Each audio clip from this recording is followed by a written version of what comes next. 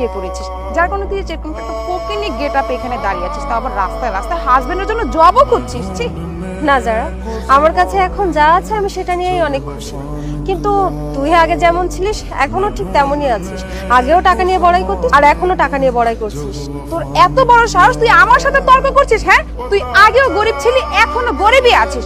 তোর না অনেক সাহস বেড়েছে, বুঝতে পেরেছিস? তোর চেহারাটাও না আমি আর দেখতে চাচ্ছি না, এখান থেকে চলে যা যা। আচ্ছা, আমি যদি এখান থেকে চলে যাই তোদের অনেক বড় ক্ষতি হয়ে যাবে না তো? আমার খুব চিন্তা হচ্ছে, আমার মনে হচ্ছে তোদের অনেক বড় ক্ষতি হয়ে যাবে। ও আচ্ছা, কি বললি তুই? এখান থেকে চলে গেলে আমাদের ক্ষতি হবে?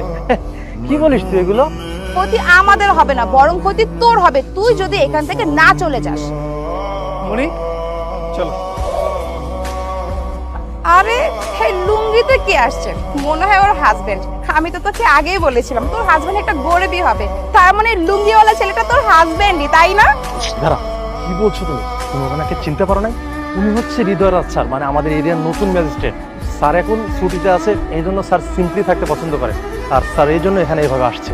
স্যার আসসালামু আলাইকুম। স্যার স্যার আপনি এসেছেন? স্যার আসলে না আমি বুঝতে পারিনি যে আপনি হচ্ছেন আমাদের এলাকার ম্যাজিস্ট্রেট। স্যার স্যার আমার বাসা না এই পাশেই, আমরা দুইজন আপনার জন্য এতক্ষণ যাবত ওয়েট করছিলাম, কিন্তু আপনার আসতে একটু লেট হয়ে গেল। সমস্যা নেই স্যার, আপনার জন্য আমি সব রান্না নিজের হাতে করে রেডি করে রেখে এসেছি, এখন আপনি শুধু আমাদের সাথে গেলেই হবে। এক মিনিট, এখান থেকে কেউ কোথাও যাবে না। তুই আমার হাজবেন্ডের ছবি দেখতে চেয়েছিলিস না? আমার হাজবেন্ডের ছবি দেখার দরকার নেই, আমার হাজবেন্ড স্বয়ং এখানে দাঁড়িয়ে আছে, দেখ। স্যার, উনি কি আপনার ওয়াইফ? হ্যাঁ, ও আমার ওয়াইফ। কেন, কি হয়েছে? তেমন কিছু না হৃদয়, এই দুইজনের বিহেভিয়ার খুবই খারাপ। প্রথম থেকে আমার সঙ্গে অনেক খারাপ বিহেভিয়ার করেছে, আমার সঙ্গে অনেক বেয়াদবি করেছে। ওদের মনে হয় ফ্যামিলি থেকে ঠিকমতো শিক্ষা দেয়নি। ওদের দুজনের টাকার অনেক দেমাক, মানুষের সাথে কিভাবে কথা বলতে হয়, মানুষের সাথে কিভাবে ব্যবহার করতে হয়, এটা ওরা হয়তো জানে না। তাই নাকি? আপনারা আমার ওয়াইফকে অপমান করেছেন? না না স্যার, তেমন কিছুই হয়নি। আসলে ও তো আমার কলেজ লাইফের পুরনো বন্ধু, তাই হঠাৎ ওর সাথে রাস্তায় দেখা হয়ে গেল, তো একটু হাসি ফাইজলামি করছিলাম এই আর কি। হ্যাঁ, আমি জানি তোমাদের হাসি ঠাট্টা কাকে বলে। তুমি যেন কি বলেছো? তোমার ঘড়ির দাম 6 লক্ষ টাকা, হ্যাঁ? তোমার গাড়ির দাম 60 লক্ষ টাকা। আচ্ছা, তোমার স্বামী সরকারি চাকরি শুরু করেছে কতদিন হলো?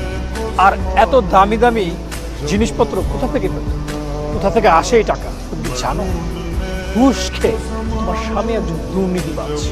আর এই যত ইনকাম দেখছো, উপার্জন দেখছো, সামান্য এই সরকারি চাকরি থেকে। কতদিন হলো চাকরি শুরু করেছে? আর এত সম্পত্তি কিভাবে করলে? কেন করছো তুমি এগুলো? স্যার, আপনি তো জানেন যে ঘুষ খাওয়া একটা সিস্টেম, আর এই জগতে এই সময় যদি ঘুষ না খায় তাহলে হয় স্যার? স্যার, তবে আমি কথা দিচ্ছি, আজকের পর থেকে কোনো ঘুষ খাবো না, কিচ্ছু করবো না স্যার। এবারের মতো আমাকে মাফ করে দিন, আমি আর কখনো ঘুষ খাবো না। আপনার কাছে কোনো কমপ্লেনও যাবে না স্যার, আমি আজ থেকে পুরো ইমানদারের সাথে কাজ করবো স্যার। কি বললে? সবাই ঘুষ খায়,